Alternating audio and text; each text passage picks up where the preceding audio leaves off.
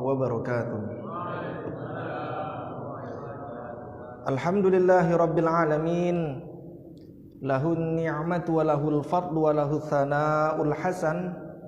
Salawatullahil barrir rahim wal malaikatil muqarrabin ala sayyidina Muhammadin tahal amin wa ala alihi wa ashabihi at-tayyibin at-tahirin. Allahumma la sahla illa ma ja'altahu sahla wa anta taj'alu hadna ya hayyu ya qayyum idza syi'ta sahla. Rabbi shrah li sadri wa yassir li amri wahlul 'uqdatam min lisani yafqahu qawli. Amma ba'du. Kita bersyukur kepada Allah Subhanahu wa taala dengan sama-sama mengucapkan alhamdulillahi rabbil alamin. Kemudian kita berselawat kepada Nabi Muhammad sallallahu alaihi wasallam dengan melafazkan Allahumma salli ala sayyidina Muhammad wa ala ali sayyidina Muhammad. Yang sama-sama saya hormati segenap pengurus Masjid Masyitah, kemudian Bapak Ibu jamaah salat subuh yang Allah muliakan. Apa kabar Bapak Ibu semuanya? Semoga dalam keadaan lindungan Allah Subhanahu wa taala. Karena memang Bapak Ibu, kesehatan itu sangat penting.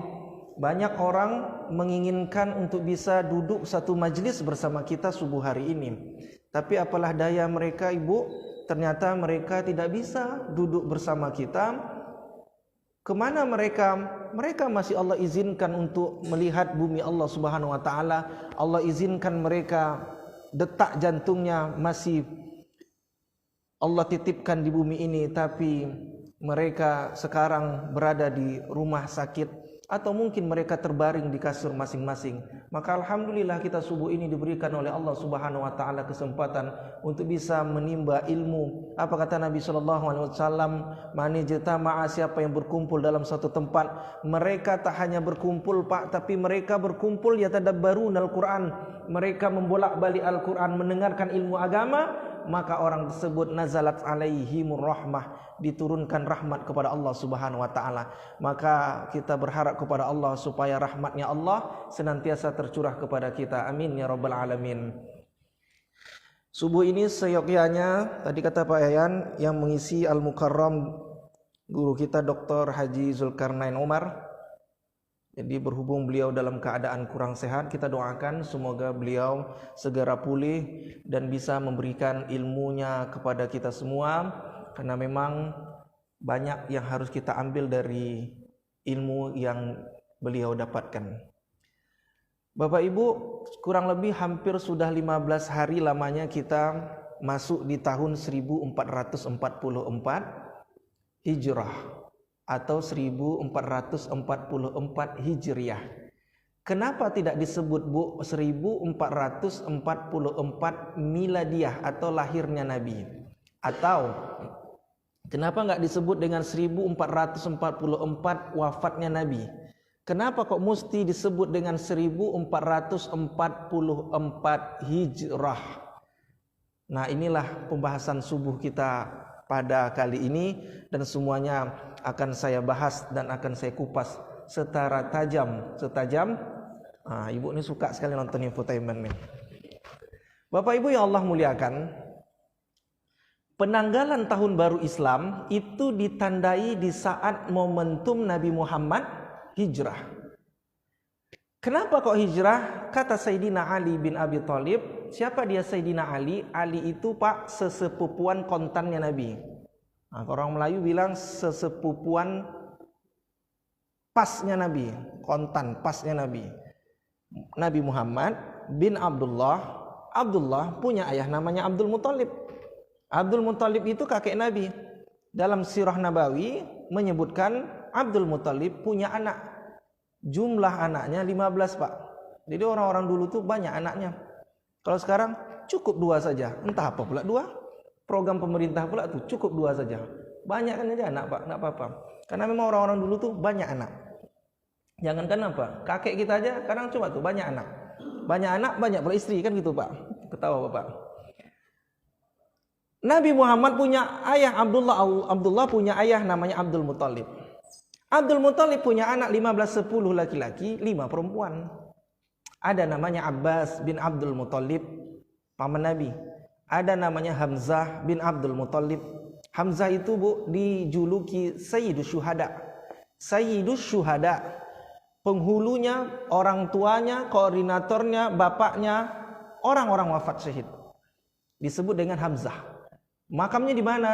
Di dekat Jabal Uhud di Madinah Al-Munawwarah. Jadi waktu kemarin jamaah haji itu diberi kesempatan pergi ziarah ke Jabal Uhud. Jabal Uhud itu artinya jabal yang menyatu. Bentangan Jabal Uhud itu, gunung Uhud itu, bentangannya luasnya itu 8 km Pak. Dan dia tidak terputus. Dia menyatu, maka disebut Uhud, menyatu. Satu kesatuan. Kadang jamaah Indonesia ini Bu, dia salah. Naik di Jabal Rumah. Di dekat Jabal Uhud itu ada Jabal Rumah kecil, dia bisa naik. Jabal Rumah itu bukan Jabal Uhud. Jabal Rumah itu tempat para pemanah Nabi Muhammad Pak. Waktu perang Uhud, di Jabal Rumah itu, atau bahasa lainnya Jabal Ainain. Di Jabal Rumah itu, para pemanah ulungnya Nabi Muhammad, kalau kita kenal dengan istilah para sniper hebatnya Nabi Muhammad Bu. Para penembak jitunya Nabi Muhammad, itu Nabi tempatkan di Jabal Rumah pada saat perang Uhud. Perang Uhud kita kenal perang yang dimenangkan kafir Quraisy. Pada saat itu Nabi katakan kepada para pemanah ini Bu, wahai pasukanku, kata Nabi ini Pak, kalau seandainya di bawah Jabal Rumah itu, kalian dapatin kami lagi menang atau kalah, jangan sekali-kali turun dari Jabal Rumah ini. Itu pesan Nabi Pak. Tapi setelah melihat ada kelengangan, setelah melihat suasana sepertinya sudah dimenangkan umat Islam, maka orang-orang yang berada, para snipernya Nabi Muhammad ini yang di atas Jabal Rumah ini, melihat di bawah itu sudah mulai aman, maka mereka sebagian besar mulai turun Bu. Padahal tadi apa pesan Nabi Muhammad? Jangan turun, meskipun menang atau kalah kita jangan sekali-kali turun. Itu pesan Nabi. Tapi apa yang terjadi? Pasukan ini karena melihat di bawah itu sudah mulai aman, harta rampasan sudah mulai dikuasai oleh umat Islam, maka sebagian besar mereka turun. Koordinator para sniper Nabi Muhammad itu mengatakan jangan turun, karena pesan Nabi Muhammad tidak boleh turun meskipun menang atau kalah. Pada saat itu turunlah mereka Pak di Jabal Rumah. Nah, melihat itu apa yang terjadi? Saat itu Khalid bin Walid belum masuk Islam, melihat pasukan Nabi Muhammad elitnya itu turun, maka mulailah kafir Quraisy menyerang pasukan Nabi, dan salah satu yang wafat adalah paman Nabi bernama Hamzah bin Abdul Muthalib. Pada saat itu ayah dan bunda, Hamzah bin Abdul Muthalib wafat syahid.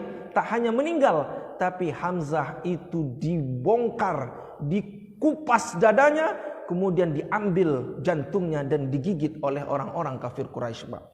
Sampai akhirnya Nabi Muhammad sedihnya luar biasa karena paman tercintanya dibunuh oleh orang-orang kafir Quraisy. Apa pesannya? Pesannya adalah apa kata Nabi harus kita dengarkan.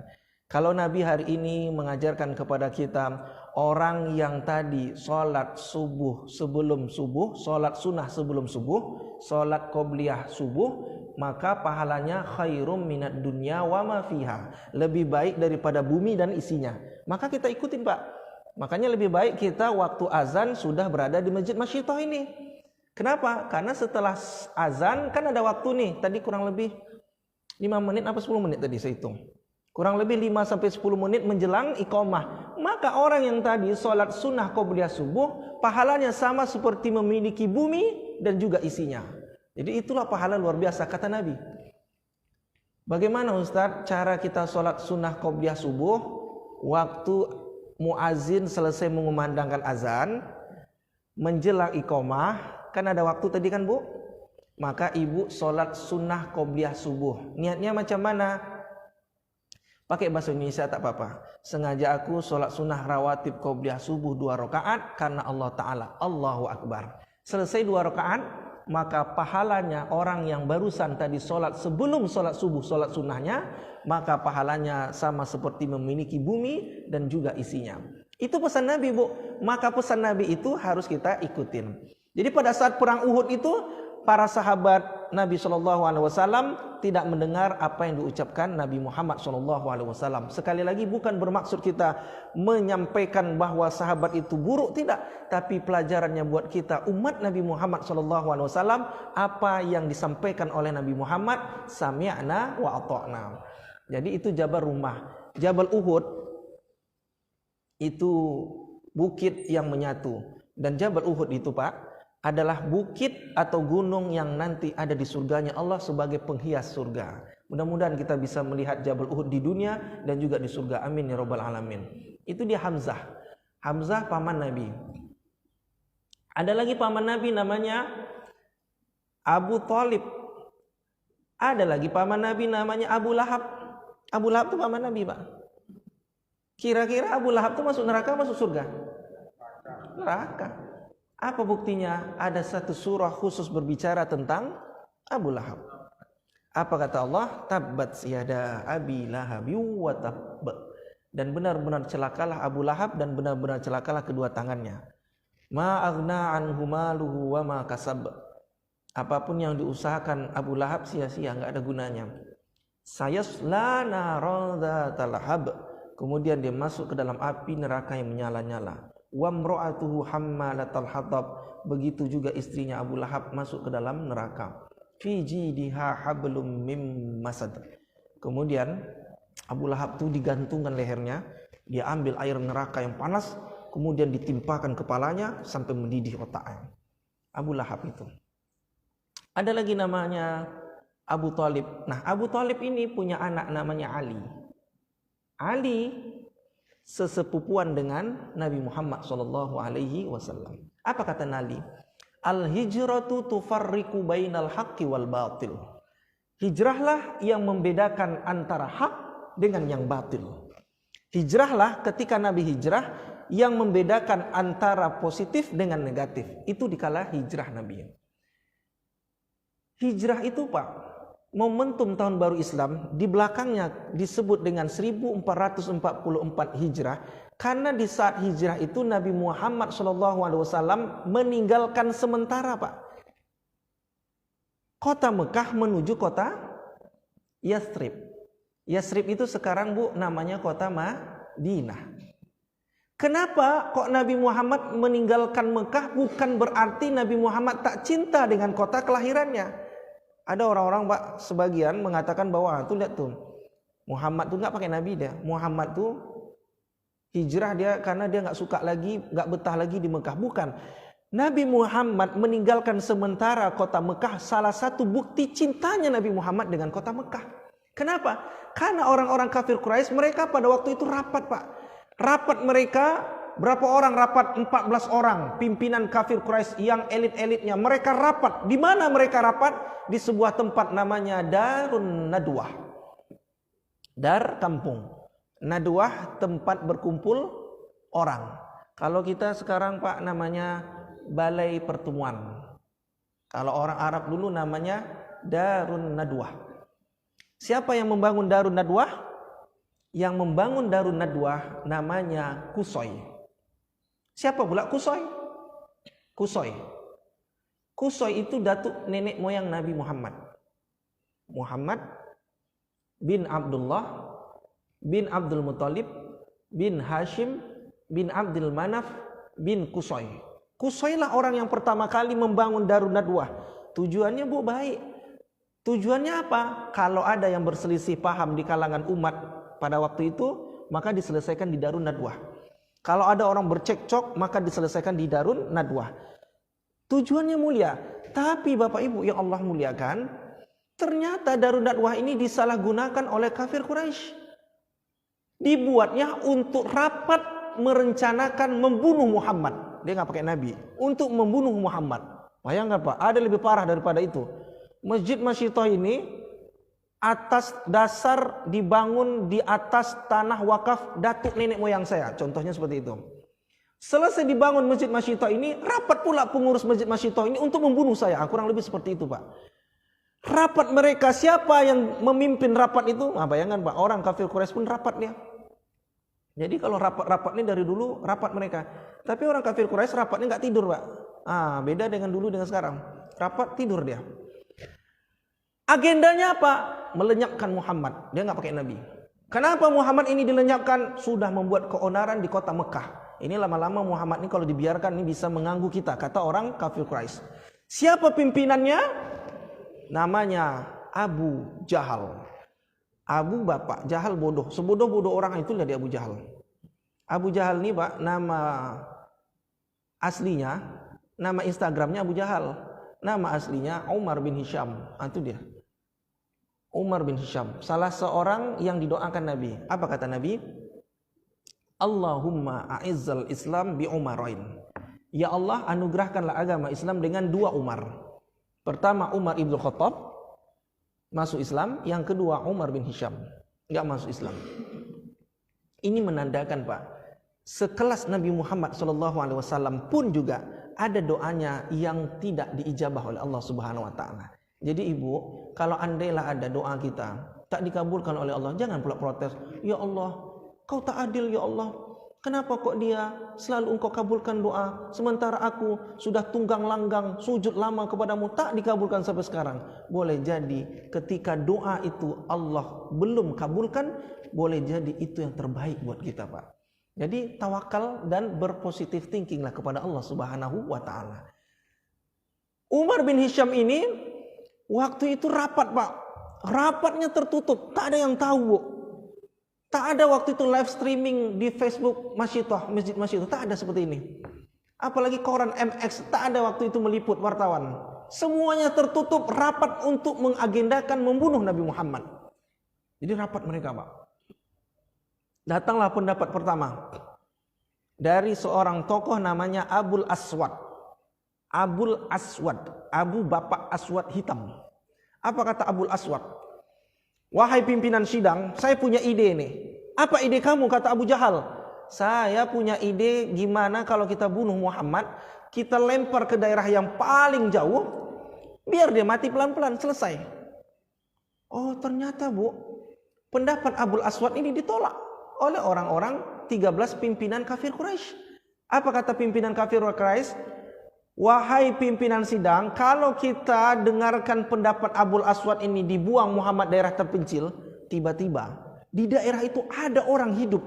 5 orang misalnya hidup, satu keluarga. Tiba-tiba mereka dengar dakwahnya Nabi.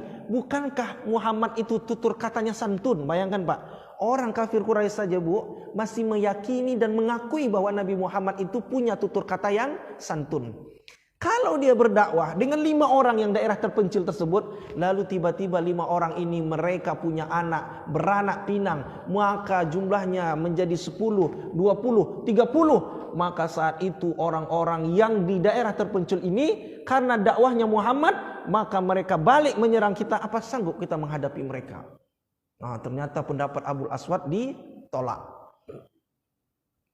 Datang pendapat kedua namanya Abul Bakhtari.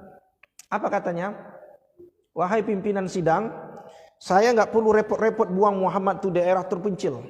Terus apa pendapat kamu? Cukup kita masukkan Muhammad dalam peti, lalu kita gantungkan di pintu Ka'bah. Jadi dulu tuh Bu, orang-orang kafir jahiliyah, Ka'bah itu dijadikan tempat sembahan. Diletakkannya patung-patung berhala, menari-nari wanita-wanita dengan membuka aurat Pak. Maka waktu itu Nabi Muhammad berdoa kepada Allah, ya Allah, tolonglah berikan kekuatan kepadaku untuk bisa menguasai Ka'bah ini. Maka Allah kabulkan doa Nabi Muhammad menjadi seorang panglima dan bisa menaklukkan kota Mekah. Maka waktu itu dikenal dengan Fathul Mekah, penaklukan kota Mekah tepat di bulan Ramadan. Ternyata Bapak, pendapat Abul Bakhtari ini ditolak. Apa kata orang-orang itu? Wahai pimpinan sidang, saya nggak sepakat kalau seandainya Muhammad itu masukkan dalam peti, gantungkan pintu Ka'bah, mati dia pelan-pelan. Kenapa? Muhammad itu, kata orang tuh, kalau kita masukkan dalam peti, tiba-tiba di tengah malam ada orang-orang kulit hitam pimpinan Bilal bin Rabah, diam-diam mereka itu suka dengan Muhammad tuh, kata mereka Pak. Orang-orang yang kulit-kulit hitam, budak-budak itu diam-diam ngefans sama Muhammad tuh. Oh, ngefans kata dia. Tak hanya ngefans, mereka nge-like Nabi Muhammad tuh setiap hari.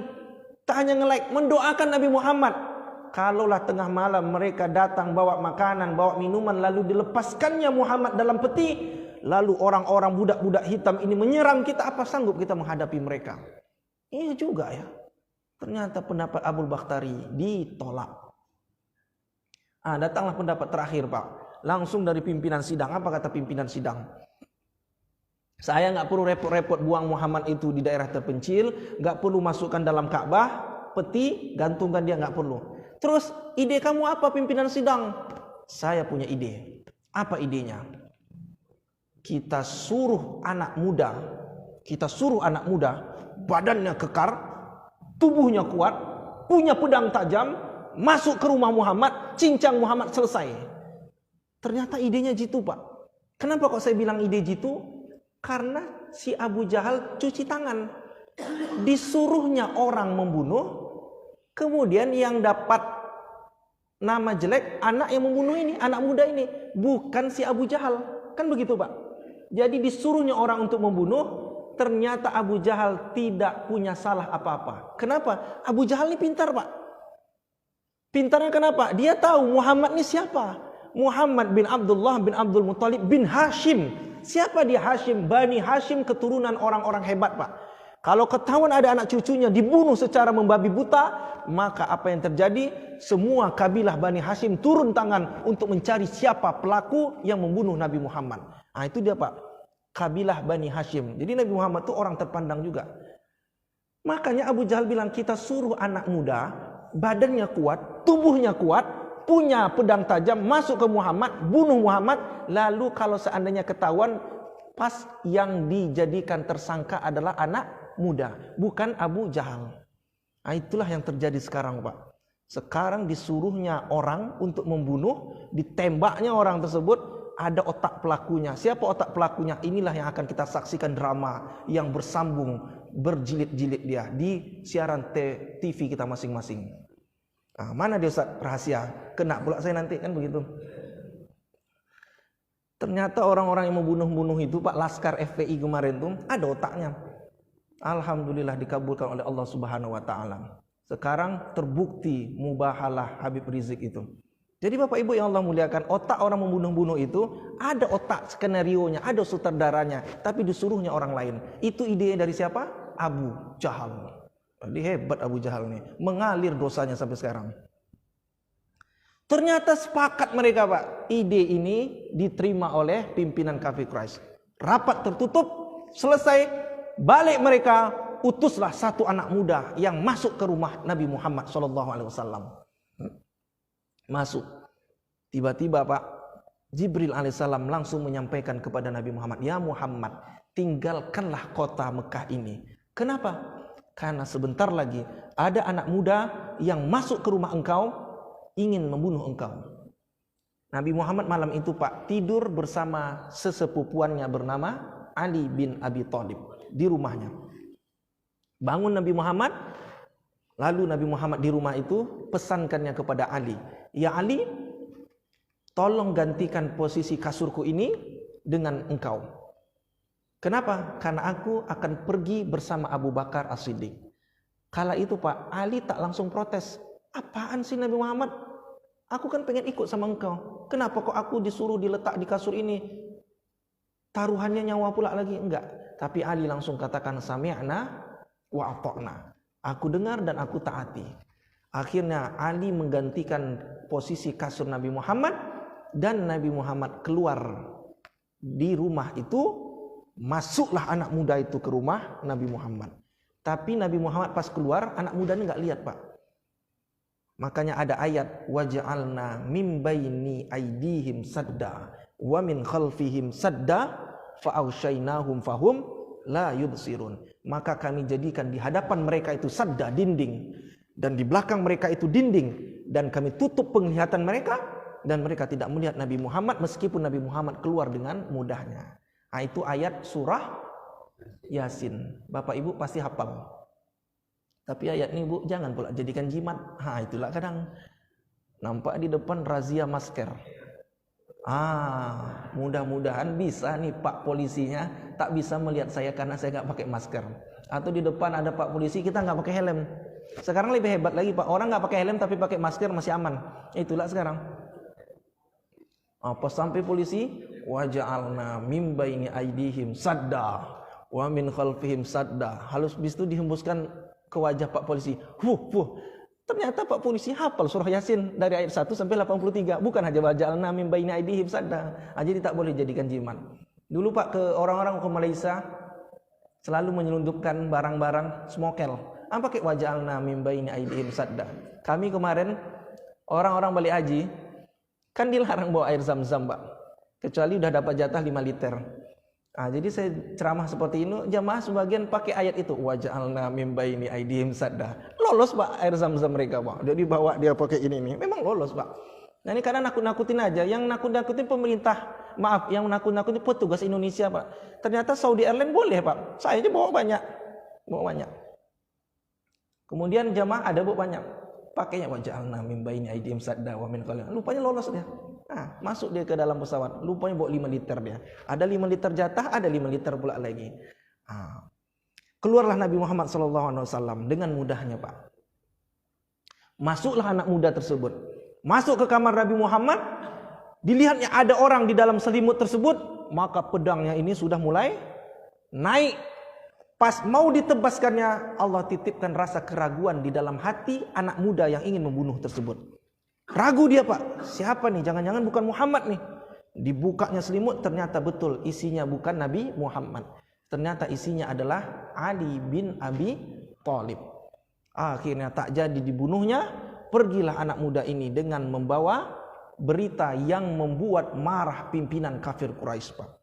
Ternyata Nabi Muhammad sudah masuk ke rumah Abu Bakar. Diketukkannya rumah Abu Bakar. Assalamualaikum ya Abu Bakar. Dibuka Abu Bakar. Waalaikumsalam ya Rasulullah. Ada apa? Pergilah bersamaku untuk meninggalkan kota Mekah. Tanpa protes Abu Bakar Bapak. Langsung Abu Bakar katakan sami'na wa ata'na. Pergilah Abu Bakar dan Nabi Muhammad. Dan itulah momentum hijrah. Jadi hijrah itu berapa lama perjalanannya? 7 hari 7 malam. Dari kota Mekah menuju kota Yasrib atau Madinah. Sebelum sampai kota Yasrib ini Pak, Nabi Muhammad mampir di sebuah tempat. Nama bukitnya Jabal Thur. Jadi di Mekah itu banyak nama-nama bukit Bu. Ada Jabal Nur. Jabal Nur itu di atasnya ada gua. Nama guanya Gua Hira. Kami alhamdulillah sampai di sana. Ketinggiannya 685 meter.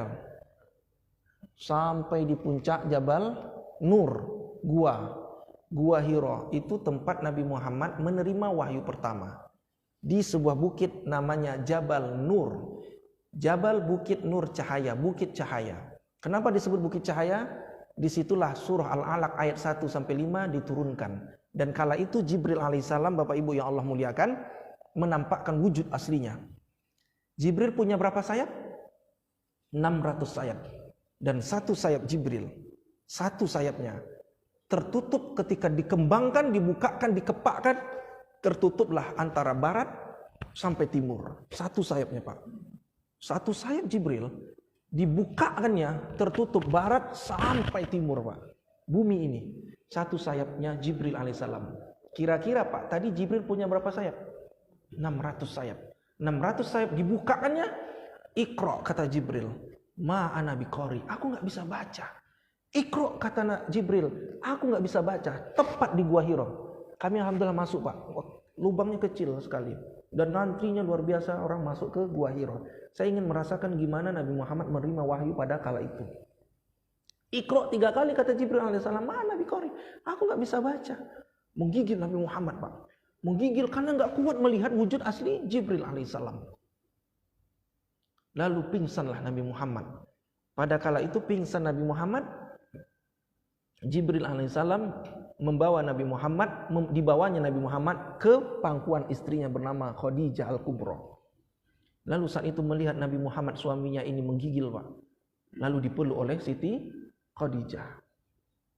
Dipeluknya Pak. Ditenangkannya Nabi Muhammad karena menggigil. Bayangkan Pak, lihat 600 sayap. Satu sayapnya aja tertutup barat dan timur. Saat itu setelah menggigil dipeluk Siti Khadijah. Akhirnya bangunlah Nabi Muhammad. Apa kata Siti Khadijah? Wahai suamiku, apakah engkau masih menggigil? Masih ya Khadijah, masih ya Khadijah, kata Nabi Muhammad. Lalu diletakkan Siti Khadijah, Nabi Muhammad di depan bahu sebelah kirinya. Diletakkan. Bagaimana ya suamiku, apakah engkau masih menggigil? Masih pucat? Masih Khadijah, masih Khadijah, kata Nabi Muhammad. Lalu diletakkannya sebelah kanan. Tadi kan sebelah kiri ini Bu, letakkan Siti Khadijah sebelah kanan, dipeluknya lagi. Apakah masih menggigil? Masih ya Khadijah, masih ya Khadijah. Habis itu Bu, Siti Khadijah letakkan Nabi Muhammad pas di depan wajah Nabi Muhammad, di depan wajahnya Siti Khadijah, dekat sekali. Lalu saat itu Khadijah katakan, apakah masih menggigil wahai suamiku? Kali ini aku sudah tenang. Kenapa? Pas di depan mataku ada wajah cantik istriku bernama Khadijah. Begitulah manisnya, romantisnya Nabi Muhammad dengan Siti Khadijah. Jadi Bu, kalau bapak meracau, buatlah macam Siti Khadijah. Bapak meracau, mengigau-ngigau, buat peluk. Macam mana bang? Masih menggigil bang? Masih dek, masih dek. Letakkan sebelah kanan. Macam mana bang? Masih gigil? Masih dek, masih dek. Letakkan di depan ibu. Bang gimana bang? Masih menggigil bang? Ya Allah dek, parah betul lah wajah kau dek. Abang, ibu kalau memeluk abang tuh pakai make up pula lah. Ini kadang nak di luar pakai make up 5 cm, lipstiknya 4 cm.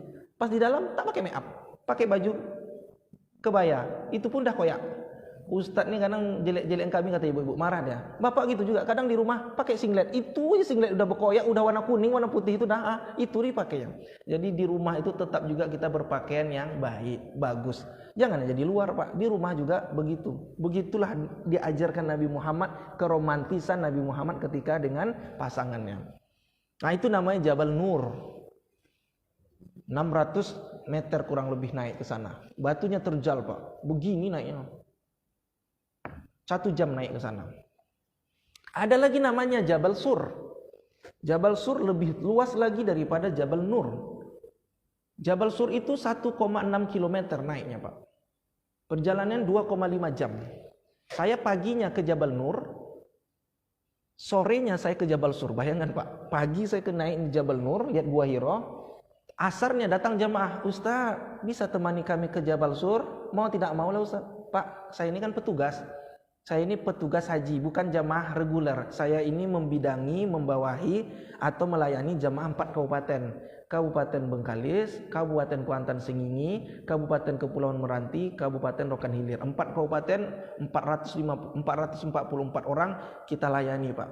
Jadi apapun semuanya kita layani jamaah. Sampai-sampai pulsa yang tak ada, kita pula melayani dia. Sampai-sampai hilang pun celana dalamnya, kita pula nyarinya. Begitulah petugas itu Pak. Karena memang tugasnya melayani Pak. Kalau enggak nanti sedih jamaah itu. Paginya saya naik Jabal Nur, sorenya ba'da asar naik ke Jabal Sur Pak. 2,5 jam perjalanan Pak. 1,6 km. Naik sampai jam 9 malam Pak. Sampailah di atas puncaknya. Masuk kami di gua itu. Disitulah gua di mana Nabi Muhammad dan Abu Bakar momentum hijrah. Mereka berdua berdiam diri di sebuah gua itu. Jadi di gua itu Pak, Nabi Muhammad dan Abu Bakar sebelum masuk ke gua itu, Nabi Muhammad SAW dihentikan langkahnya oleh Abu Bakar. Apa kata Abu Bakar 14 abad yang lalu? Berhenti ya Rasulullah. Kenapa ya Abu Bakar? Biarlah aku yang masuk duluan. Kenapa kok nggak aku yang masuk? Kalau engkau yang masuk duluan, kata Abu Bakar, kita nggak tahu di dalam gua itu ada binatang buas atau binatang berbisa. Kalau engkau masuk dulu, kata Abu Bakar, maka engkau dimakan oleh binatang buas. Maka ketika engkau dimakan binatang buas, engkau wafat, maka umat Islam menangis karena risalah Islam belum sampai. Biarlah aku yang masuk duluan. Begitulah kata Abu Bakar As-Siddiq. Kalau saya lah sama Nabi Muhammad malam itu Pak, saya bilang, ya Muhammad, engkau dululah masuk Muhammad, baru aku belakangan. Kenapa? Engkau kan dikawal malaikat Jibril, malaikat rahmat dan malaikat-malaikat yang lain. Aku kan enggak. Tapi Abu Bakar enggak Pak. Abu Bakar As-Siddiq mau rela masuk duluan dia di dalam gua tersebut. Karena memang gua tersebut bukan tempat piknik. Gua tersebut tak ada manusia masuk di situ. Kecuali binatang-binatang Pak. Masuk Abu Bakar. Dilihatnya Pak, kotor sekali. Karena memang gua tersebut tidak ada manusia masuk kecuali binatang. Diambilnya sorbannya, Pak. Dibersihkan Abu Bakar. Setelah bersih, Abu Bakar duduk, Pak. Menyandar di batu. Dan saya praktekkan, Pak. Saya punya teman, pimpinan pesantren di Rokan Hulu, Ustadz dia. Ustadz kondang juga di Rohul. Ustadz Al-Zikrillah. Kami berpraktek lah, Pak. Saya yang jadi Abu Bakar, dia jadi Nabi Muhammad. Saya duduk, Pak. Pas, Pak. Dalam Sirah Nabawi saya baca. Saya duduk, saya menyandar. Lalu Abu Bakar menselonjorkan kakinya, Pak. Tahu menselonjorkan kaki? Diluruskannya kakinya. Diluruskan kakinya. Nabi Muhammad lihat Abu Bakar meluruskan kaki, langsung Nabi Muhammad tidur di atas paha Abu Bakar. Kenapa Nabi Muhammad tidur? Bayangkan, Pak, perjalanannya 2,5 jam. Terjal bukitnya, batunya tajam, Pak. Naik ke atas itu kurang lebih 2,5 jam, Pak. Karena 1,6 kilometer. Capek Nabi Muhammad. Lalu karena Abu Bakar duduk, kakinya diselonjorkannya, tidurlah Nabi Muhammad di atas paha Abu Bakar As-Siddiq, Pak. Tidur pulas Nabi Muhammad SAW. Dilihat Abu Bakar, kekasih Allah ini tertidur dengan begitu pulasnya. Gak tega Abu Bakar membangunkan, karena memang perjalanannya capek, Pak. Tiba-tiba Bapak Ibu yang Allah muliakan, tengah malam itu tiba-tiba di dalam gua itu, Pak, datanglah binatang berbisa, Pak. Mau masuk ke dalam gua tersebut.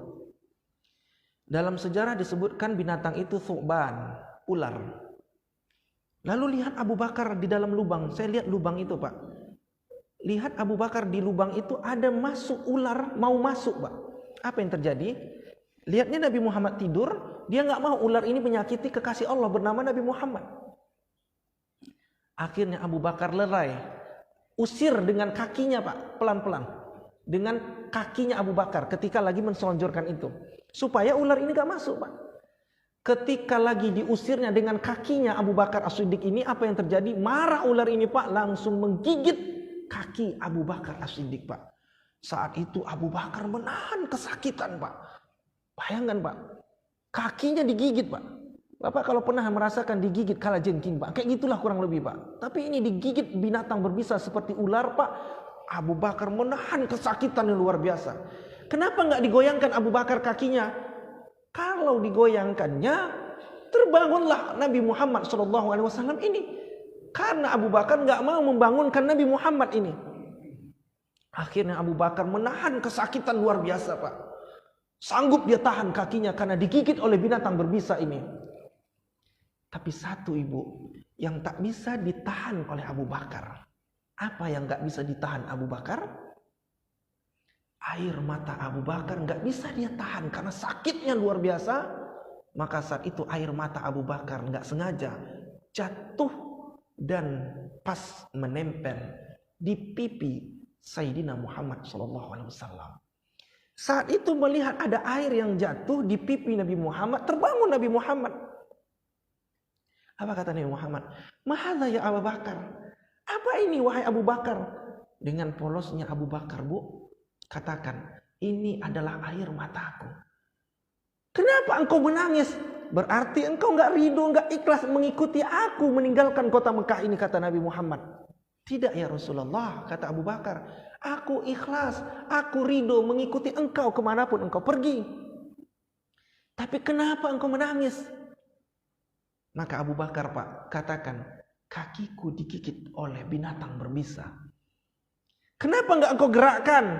Kalau aku gerakkan, terbangunlah kekasih Allah mulia bernama Sayyidina wa Maulana Muhammad SAW ini. Maka Bapak Ibu yang Allah muliakan, dengan izin Allah, Nabi Muhammad berdialog dengan ular tersebut. Dan Nabi katakan, kenapa engkau begitu tega sekali menggigit sahabatku ini? Apa kata ular ini, Pak? Puluhan tahun lamanya aku menanti kehadiran sosok mulia di bumi Allah ini. Aku mendengar informasi bahwa akan hadir seorang mulia itu di gua ini. Dan aku, kata ular itu, ingin masuk sebentar saja dalam gua ini melihat wajah engkau ya Rasulullah. tapi sahabatmu ini melarang aku untuk bisa melihat wajah engkau. Ternyata ular ini pengen lihat wajah Nabi Muhammad, Pak. Lalu Nabi Muhammad katakan, karena engkau sudah melihat wajahku, pergilah engkau. Pergilah ular itu, Pak. Dalam riwayat menyebutkan ular ini nanti akan ada di surga. Tapi ini Bu, ular 14 abad yang lalu. Jangan pula lihat nanti di belakang sawah ada ular. Jangan-jangan ini ular di Jabal Sur nih. Ular surga. Ibu pegang pula. Kalau ibu pegang dipatok, saya nggak tanggung jawab. Karena bukan itu ularnya. Ularnya udah selesai di 14 abad yang lalu. Nggak ada lagi ular-ular di surga seperti sekarang ini.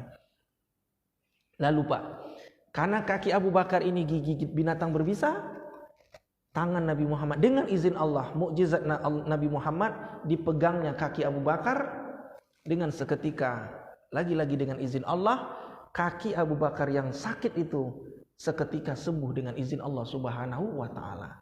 Maka pantas Bapak Ibu yang Allah muliakan, ketika kemarin bulan suci Ramadan, Bilal pada saat katakan La ilaha illallah Muhammadur Rasulullah Al-Khalifatul Awwal Amirul Mu'minina Sayyidina Abu Bakrin Siddiq, kita bilang lupa ya, dalam lama Ramadan, radhiyallahu anhu, betul kata Bapak tadi, semoga Allah meridhai Abu Bakar. Kenapa kok kita bilang semoga Allah meridhai Abu Bakar? Rela Pak, kakinya digigit binatang berbisa demi tegaknya agama Allah Subhanahu wa ta'ala. Maka tidak ada alasan bagi kita untuk tidak memuji Sayyidina Abu Bakar As-Siddiq.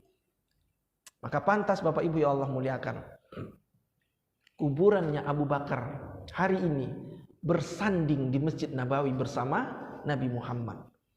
Bapak kalau yang pernah pergi haji atau mau pergi umroh, lihatlah di Masjid Nabawi, di Madinah Al-Munawwarah, itu ada 3 makam di Masjid Nabawi. 1 makam Nabi Muhammad, kubur Nabi. Yang kedua sebelahnya kubur Sayyidina Abu Bakar. Makam Nabi Muhammad lebih tinggi, kemudian Abu Bakar. Makam Abu Bakar lebih tinggi, disusul oleh makamnya Umar Ibn Khattab. Jadi seperti tangga. Ada 3 makam. Dulu itu rumah Nabi Pak. Apa kata Nabi? Ma baina baiti wa minbari raudhah min riyadil jannah. Antara rumahku, rumah Nabi itu di sisi kiri Bapak atau kanan saya, dengan mimbarku, mimbarnya seperti, bukan seperti, maksudnya mimbar Nabi seperti ini. Antara mimbarku dengan rumahku, kata Nabi, terdapat raudhah min riyadil jannah, taman surga. Jadi kalau orang Pak waktu dulu umroh atau Bapak yang pernah haji, rebut kan mau masuk raudhah. Jadi siapa yang badannya kuat, biasanya orang-orang Pakistan, orang tinggi-tinggi yang bisa masuk situ. Sekarang waktu kami berangkat haji kemarin tuh Pak, alhamdulillah sekarang sudah lebih tertib. Orang masuk di raudhah enggak lagi berdesak-desakan siapa badannya kuat, enggak. Tapi pakai aplikasi Pak. Di Android ada aplikasi di Play Store, download, ada nama aplikasinya @marna. Jadi di download, pilih tanggal, jam semau kita Pak. Dan di situ waktunya panjang 30 menit Pak. Enggak lagi yang kemarin-kemarin. Kan kemarin kalau ibu yang pernah haji umrah kan siapa yang badan kuat dia lah bisa masuk. Itu pun berdesak-desakan. Itu pun enggak bisa doa Pak. Kalau doa udah pasti polisi atau askarnya melarang. Hus, haj. Udah kan begitu. Makanya trik kita biasanya tahun-tahun dulu tuh trik kita supaya enggak diusir, sujud lama-lama kan gitu. Sekarang enggak Pak, 30 menit dikasih waktu panjang. Habis 30 menit barulah askar atau polisi itu mengusirlah, bahasa kasar, atau mempersilahkan sesi kedua. Karena waktunya 30 menit. Pakai @marna aplikasi Pak. Tapi saya ada trik lagi Pak. Saya pasti Pak, kalau kemarin saya punya trik Pak. Kalau mau masuk raudhah, dia lewat depan Pak, bukan lewat belakang lagi. Kalau kemarin kan kita lewat belakang, dari Masjid Nabawi dari belakang. Kalau ini Pak, kita lewat depan. Saya triknya gini Pak. Kan dia waktunya dikasih 30 menit. Sesi pertama 30 menit, sesi kedua 30 menit sampai 30 menit. Saya hitung Pak, kalau jam maghrib, di situ kemarin waktu maghrib 19.01, jam 7:01. Selesai imam otomatis 19.30. ya kan? Belum lagi azan, qomat, sholat sunnah, kemudian imam baca ayat agak panjang. 19.30 sampai jam 20 itu sesi pertama. Aisyah itu jam 20:40 Pak. Maka saya masuk shift atau sesi kedua Pak. Masuk saya sesi kedua jam 20.00. Jam 20.00 masuk saya, pasti saya bisa sholat isya secara jamaah. Itu triknya Pak. Kenapa? Karena sholat isya kan jam 20:40. Ketika masuk jam 20 sesi kedua malam, berarti pas saya jam 20.30 harusnya keluar, tapi karena mau azan isya, maka waktu itu ditutup semua akses ke depan Pak. Tidak boleh orang keluar. Kenapa? Karena di depan saf sudah disiapkan sholat jamaah isya, sudah disiapkan saf-saf untuk petinggi-petinggi orang Arab situ.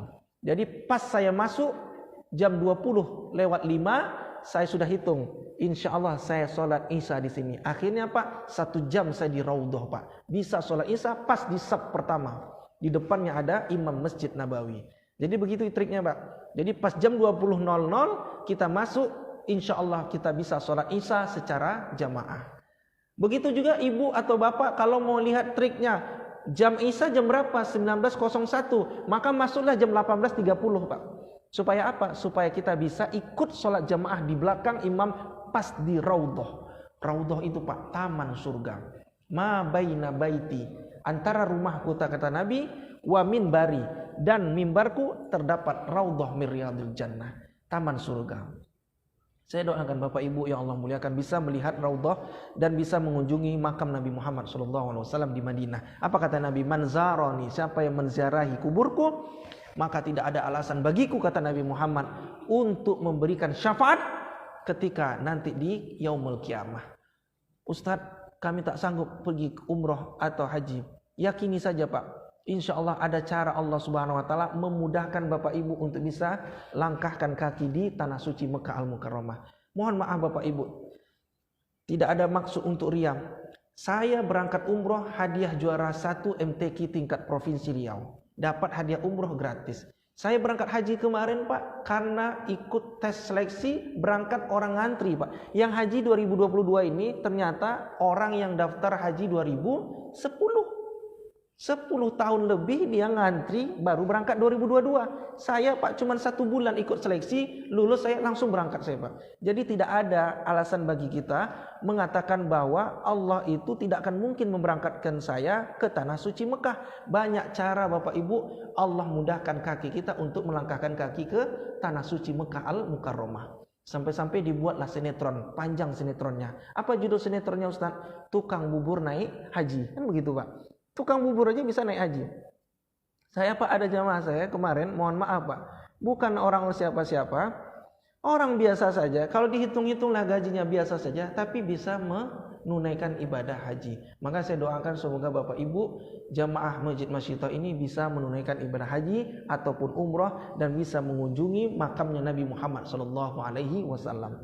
Jadi makamnya Nabi Muhammad bergandengan dengan Abu Bakar. Itulah akidah kita Pak. Kita ahli sunnah wal jamaah ketika menyebutkan nama Abu Bakar, apa kita bilang? Radhiyallahu anhu. Beda dengan orang Syiah Pak. Orang Syiah ketika menyebut Abu Bakar, dia bilang laknatullah alaih, semoga Allah melaknat. Kenapa kok orang Syiah yang ekstrim ini mengatakan Abu Bakar dilaknat, Umar dilaknat, Utsman dilaknat? Dia itu Pak terlalu fanatik dengan Ali dan keluarganya Ali.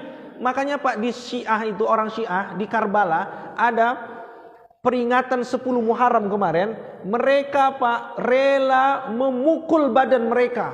Bahkan ketika buat majelis seperti ini, ustadznya rela memukul badannya. Semakin kuat pukulannya, semakin kuat badannya merah, semakin bukti cinta dia kepada Hasan dan Husain. Tak betul begitu Pak. Kita ahli sunnah wal jamaah tak boleh memukul badan kita supaya kita ingin merasakan perjuangan Nabi Muhammad. Gak boleh menyakiti diri kita. Jangan pula Bapak ingin merasakan dulu Nabi Muhammad dilempar oleh negeri Taif. Masyarakat Taif sampai berdarah giginya, patah giginya. Lalu Bapak coba pula melempar dengan tangan sendiri gigi kita. Enggak boleh, Pak. Enggak boleh menyakiti diri kita sekalipun itu ingin merasakan perjuangan Nabi Muhammad. Itulah akidah Ahlussunnah wal Jamaah. Bagaimana cara kita untuk cinta kepada Nabi Muhammad? Ikutilah apa yang diperintahkan oleh Nabi Muhammad tanpa sedikit pun menyakiti tubuh kita. Orang-orang Syiah, Pak, menyakiti tubuh mereka, Pak. Alasannya apa? Supaya semakin dekat cinta kepada keluarga Ali bin Abi Thalib. Maka kita ahli sunnah meyakini Abu Bakar, Umar, Utsman dan Ali sahabat Nabi yang mulia. Beda dengan orang Syiah, cuman meyakini Ali sebagai orang yang mengganti kepemimpinan Nabi Muhammad SAW. Maka Bapak Ibu yang Allah muliakan, hikmah daripada ini adalah kita senantiasa memuliakan sahabat Nabi SAW. Dengan cara apa? Ziarahilah makam dia. Kalau tidak ada rezeki kita, maka niatkan pahala untuk mereka. Paling afdalnya adalah untuk orang tua kita. Mudah-mudahan semua amal ibadah kita diterima oleh Allah Subhanahu wa taala. Terima kasih Bapak Ibu yang Allah muliakan. Mohon maaf jika ada terdapat silap tutur kata yang kurang berkenan. Saya akhiri dengan usikum binafsi bittaqwallah. Wassalamualaikum warahmatullahi wabarakatuh.